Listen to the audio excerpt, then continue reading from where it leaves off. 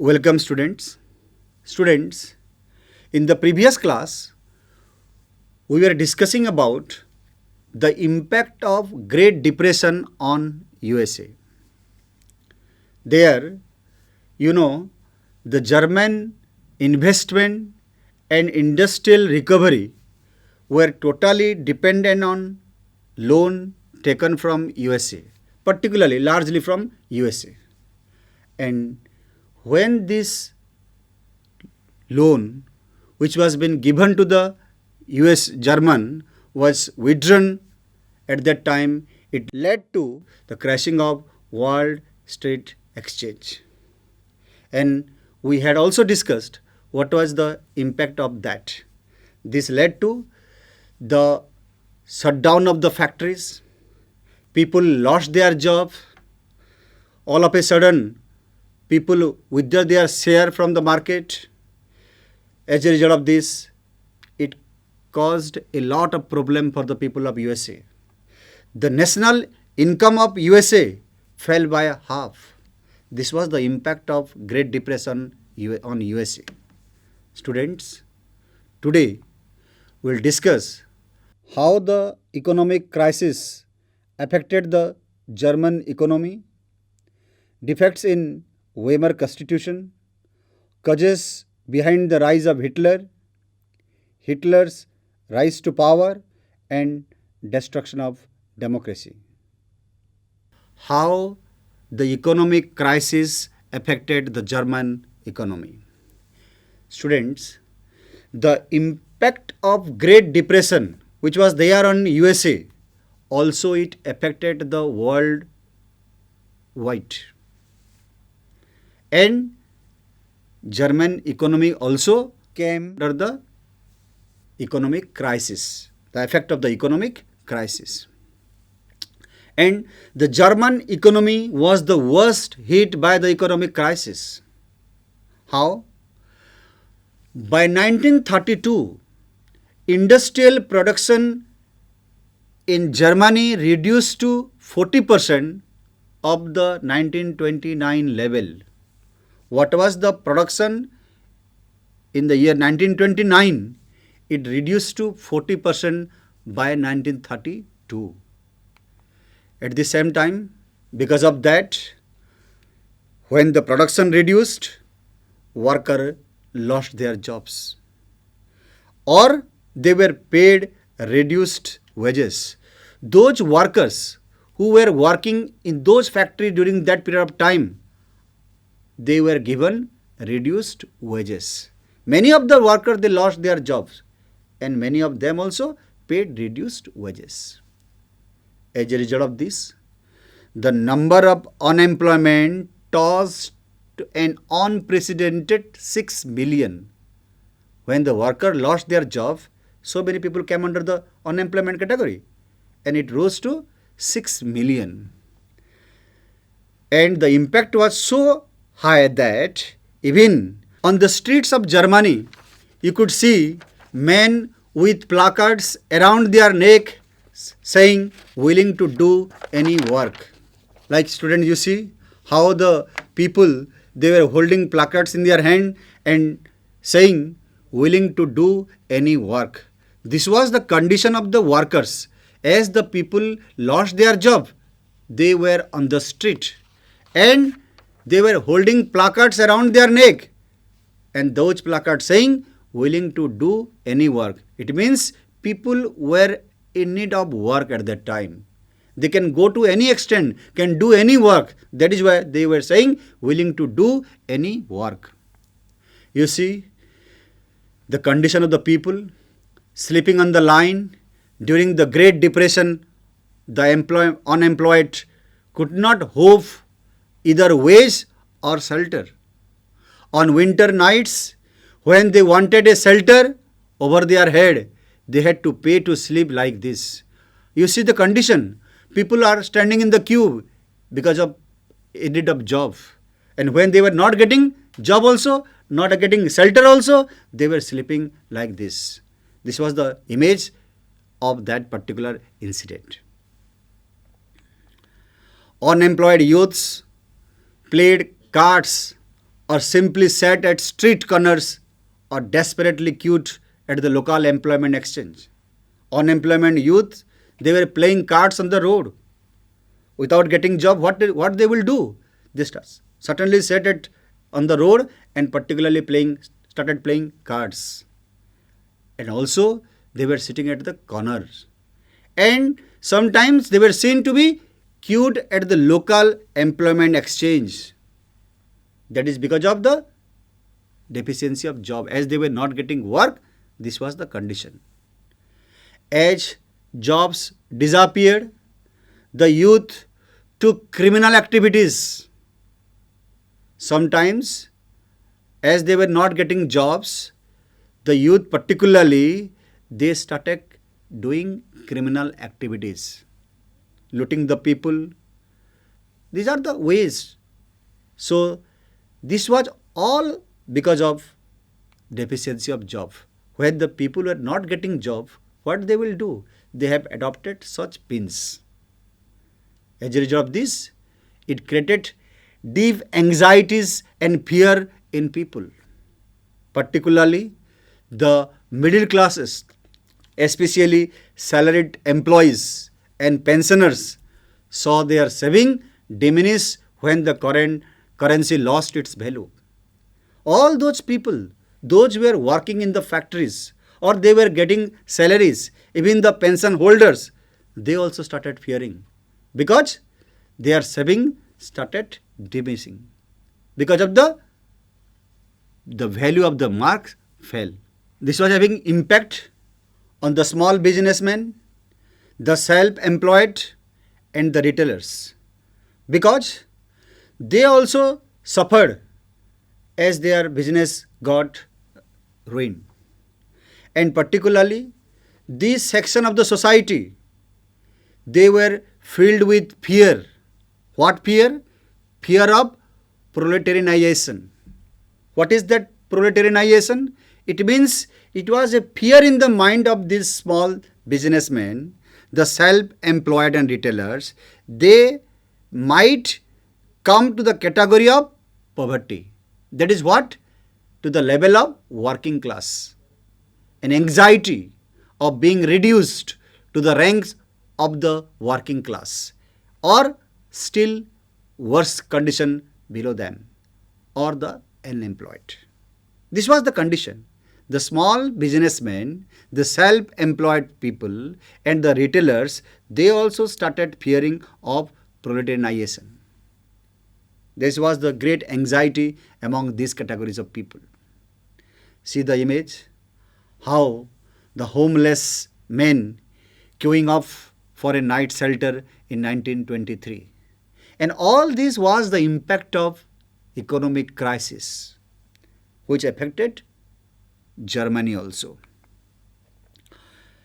Only organized workers could manage to keep their heads above water.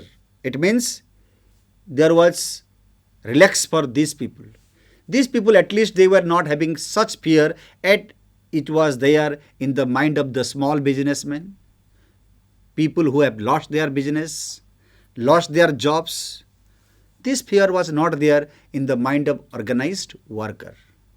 But the unemployed weakened their bargaining power.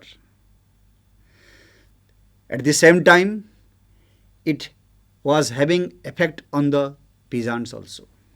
The peasants were affected by this because this economic crisis was having such an impact that a sharp fall in agricultural prices also there, which led to problem for the peasants.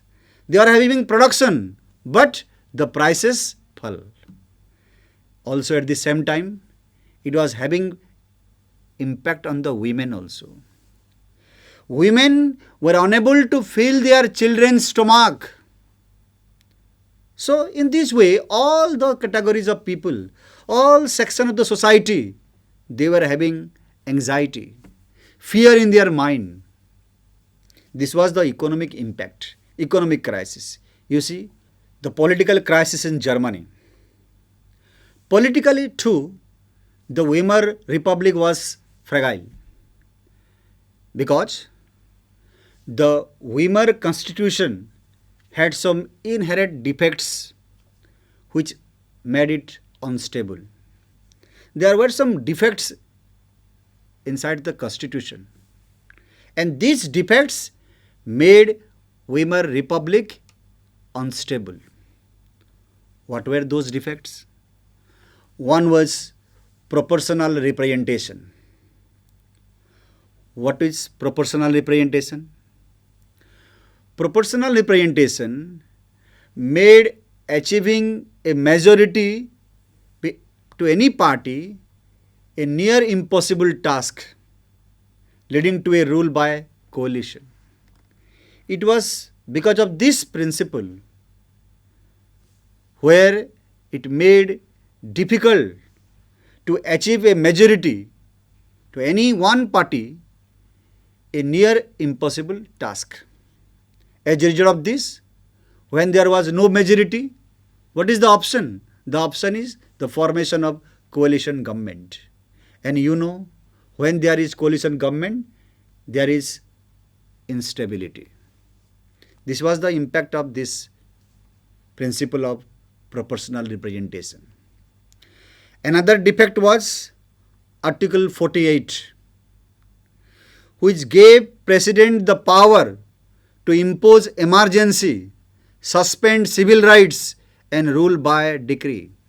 All these the powers were given to the President, and through this power the President was able to suspend civil rights of the people, impose emergency at any time, at any moment. And when there is imposition of emergency, at that time what happened? The civil rights of the people were suspended. So this was another defect, that is of Article 48. Within its short life, the Weimar Republic saw 20 different cabinets because of the instability, which leads to the formation of the coalition government. That is how the impact was that the Weimar Republic saw 20 different cabinets lasting on an average of 239 days. This is because of the liberal use of Article 48. 20 cabinets lasting on an average of 239 days. So this is what? This is the sign of instability. So as this instability was going on, slowly and slowly people lost their confidence in the democratic parliamentary system, because they saw there was no solution to this. Within a very short period of time, they saw 20 different cabinets. So that is how the people lost their confidence on the democratic parliamentary system. Now, we'll discuss the causes behind the rise of Hitler. We have seen the First World War comes to an end on the base of the Versailles Treaty, which was signed by the Germany and the Allies group. But most of its agreement were harsh and humiliating peace. You see, German had lost everything: territories, population, resource, rich land. Then it had to pay war reparation. So the people of Germany were not satisfied in this agreement. Politically and economically, Weimar Republic was a failure one. Economically, we have seen the period of Great Depression. Politically, we have seen the inherent defects of Article 48 and the proportional representation, which leads to political instability. So all these were the causes which were responsible for the rise of Hitler. Now, we'll discuss about Hitler's rise to power. Now, it is a very interesting part of this chapter, students. I hope all of you will enjoy this one. Hitler, born in 1889 in Austria, spent his childhood in poverty. He was there, born in Austria, but entire of his childhood and youth period went through poverty.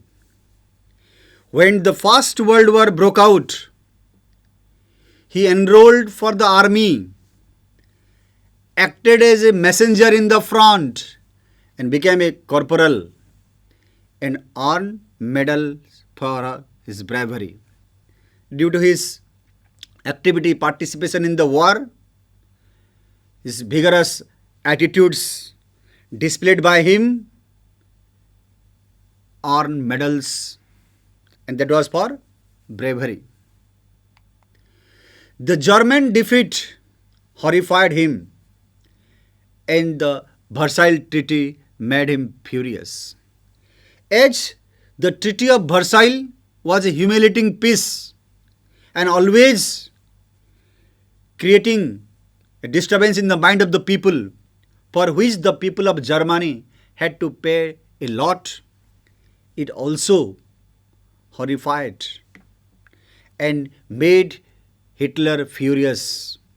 In 1919, he joined a small group called the German Workers' Party. And this German Workers' Party, later on led by Hitler, and he renamed it as the National Socialist German Workers' Party. And this party later on came to be known as Nazi Party. Students, we are discussing about the chapter called Nazism, and this word Nazism has come from this word Nazi. So, from German Workers' Party to National Socialist German Workers' Party, and now it is came to be known as Nazi Party.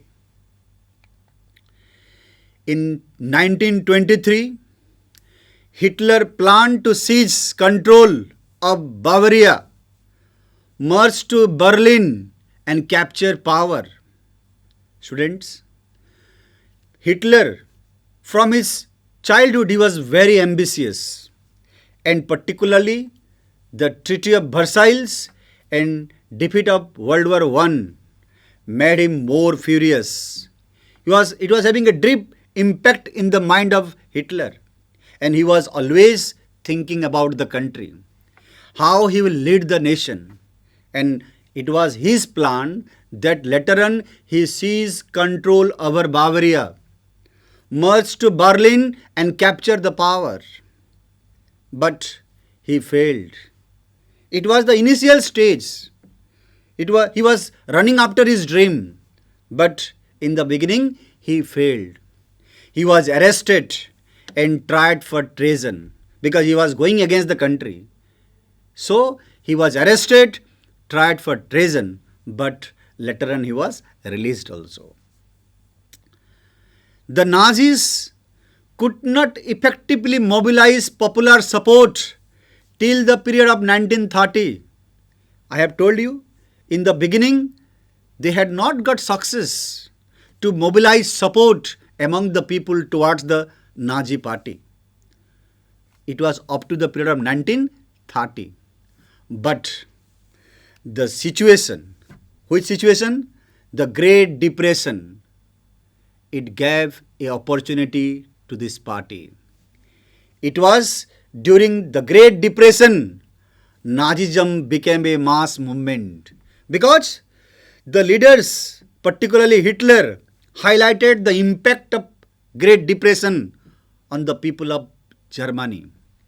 And people started reacting against the parliamentary democratic system. So, after 1929, bank collapsed, businesses shut down, workers lost their jobs, middle classes were threatened. We have discussed about the situation of proletarianization. So all these conditions were there prevailing during that period of time, and people were totally dissatisfied with the Weimar Republic. In such a situation, Nazi propaganda stirred hopes of a better future because people are fed up with the parliamentary democratic system, because no one had got development from this. Rather, they had lost many things. So they started dreaming of their future in the hand of the Nazi party. In 1928, the Nazi party got no more than 2.6% of votes in the Reichstag. Students, you know, Reichstag is the parliament of Germany. In the German parliament, Reichstag, they got only 2.6% of vote in 1928. But by 1932, it had become the largest party with 37% of votes. It means, you see, 1928, 2.6%, 1932, 37%. It means, it shows that the people of Germany, they were more interested in this party called Nazi party, because they had started dreaming about their future in the hand of the Nazi party. You see how popular support grew in country towards Hitler and towards his party called Nazi party. Hitler was a powerful speaker, a great orator, and his passion and his words moved people. People started listening to Hitler, and the speech which was being given by Hitler was having a deep impact in the mind of the people, because he was having a sense of patriotism towards his own country first. He had not forgotten those days of humiliation in the hand of the Allies group, the period of Great Depression, and it was always ringing in the mind of Hitler. And he was always trying to impress the people by highlighting these issues. So people moved towards him. He promised to build a strong nation, undo the injustice done to the people by imposing the Versailles Treaty, and restore the dignity of German people. This was how ambitious he was. He promised the people that he will build a strong nation, a powerful nation, where there will be no chance of injustice to the people. As well as he wanted to undo the injustice done to the people in the name of Versailles Treaty, as well as restore the dignity of German people. It was the most important point in his speeches, which moved the people towards Hitler. You see, Hitler once giving one speeches in front of the people. You see the number of people attend the meeting here. Nazi propaganda skillfully projected Hitler as Messiah, a savior, as someone who had arrived to deliver people from their distress. The way the Nazi party made propaganda, it shows that Hitler was a Messiah. He was the savior of the people, and he was the only person who will take out the people from distress. This was Nazi propaganda. He promised employment for those looking for work and secure better future for the youth, because during that period of time, workers had lost their job. The situation was very distress for the people, and the youth, they have gone out of track. So he promised to give employment to those people who were looking for work and a better future to the youth. And at the same time, he also promised to weed out all foreign influence and resist all foreign conspiracy against Germany. He promised the people, those who were making conspiracy against the country, they will pay the price for that. And Germany will never come under the pressure of any foreign domination or any foreign influences. This was the promise made by Hitler to his people. Hitler devised a new style of politics. What was his style of politics? He understood the significance of rituals and the spectacle of mass mobilization. How to mobilize people. How to influence the mindset of the people. This was the style of politics of Hitler. For this reason, Nazi held massive rallies, public meetings to demonstrate the support for Hitler and instill a sense of unity among the people. When rallies were made, public meetings were organized, Hitler was giving powerful speeches, and through his speeches he was motivating the people. And one point was the most important, which was there in his speeches, was the sense of unity among the people. And this was probably the most important point which moved the people towards Hitler and his Nazi party. The red banners, the flag of Nazi party with the symbol swastika. Swastika symbol, it is so important for us students, you know. We have seen in our houses also. The red banners with the symbol swastika, the Nazi salute and the ritualized rounds of applause after the speeches were all part of his spectacular power. So the red banners with the swastika, the Nazi salute, these were the most important part which were getting responses from the people. The people are supporting to this. You see the flag with the symbol swastika, and you see the image where large number of people had come forward to support the Nazi party and particularly their savior, Messiah, Hitler. Because people had already thought him as the Messiah or savior who will save the people from anxieties and distress. It is an image that captured the imagination of people whose sense of dignity and pride had been shattered, who were living in a time of acute economic and political crisis. This particular image captured the imagination of the people, the thinking of the people towards a better society, great nation. And also this picture shows the sense of dignity and pride what the people have already lost during the time of Weimar republics, and all their future, all their dream had been shattered. This is because of political crisis as well as economic crisis. Already that we have discussed. Now, after gaining power, Hitler started destroying the democratic system.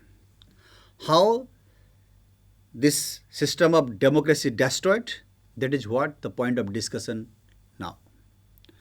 On 30th January 1933, President Hindenburg offered the chancellorship. Chancellorship, you know, the head of the government. As in India we are having the Prime Minister, the head of Germany is known as Chancellor. So President Hindenburg offered the chancellorship, the highest position in the cabinet of minister, to Hitler. Now Hitler became the Chancellor, the highest position holder in the country. Having acquired power, Hitler set out to dismantle the structure of democratic rule. After getting the power, he started destroying the democratic system. How did he do this? After that, what happened? A incident took place. That was a mysterious fire broke out in the German parliament building in February. And this gave an opportunity to Hitler. A mysterious fire broke out in the parliament of German, that is Reichstag, and this provided an opportunity to Hitler. What was the opportunity? The fire decree of 28 February 1933 indefinitely suspended civil rights like freedom of speech, freedom of press and assembly that had been guaranteed by the Weimar Constitution. Whatever the rights, that is the freedom of speech, press and assembly, which had been given to the people by Weimar Constitution, it has been suspended indefinitely through one act that is called the Fire Decree of 28 February 1933, which leads to the suspension of civic rights, that is freedom of speech, press and assembly. This was the first step towards the destruction of democracy. Then he turned on his arch enemies, the communists, most of whom were hurriedly picked up to the newly established concentration camps. All those who were the enemies of Hitler, maybe his own supporters, maybe his own people, those who were going against him, his arch enemies and the communists, they were packed off and sent to the newly established concentration camps. Concentration camps? What is concentration camp, students? A camp where people were isolated and detained without due process of law. Without any process of law followed by, these people were isolated and detained in that particular camps. And one thing you know, students, these camps were established outside the town and it was surrounded by electrified barbed wire forces. If anyone will try to come out of this concentration camp, he had to go through the barbed wire. And these barbed wire were electrified. If someone will touch that, he will die all of a sudden. This was the concentration camps. You see the image of concentration camps. How barbed wires were surrounded the camps. If someone will touch it, you see the image, one has died here. So this was the concentration camps. And knowingly it was established by Hitler. And those who were the enemies or going against Hitler, they were sent to the concentration camps. You see the buildings of the concentration camps, how it was surrounded by electrified barbed wires. So these concentration camps were made particularly by Nazi party to send their enemies and those who were going against the Nazi party as well as the ideology of Hitler. So today we have discussed about the part of the destruction of democracy. The next part of the destruction of democracy we'll discuss in the next class. Now, students, I'll ask you some questions. The first question for you: what was Article 48 in the Weimar Constitution? The answer is Article 48 in the Weimar Constitution gave the President the power to impose emergency, suspend civil rights and rule by decree. Now, the next question is, name the party renamed by Hitler. The answer is, in 1919, Hitler joined a small group called German Workers' Party. Later on, it was renamed as the National Socialist German Workers' Party or Nazi Party. So, students, in the next class, we'll discuss about the next part of the destruction of democracy. Thank you.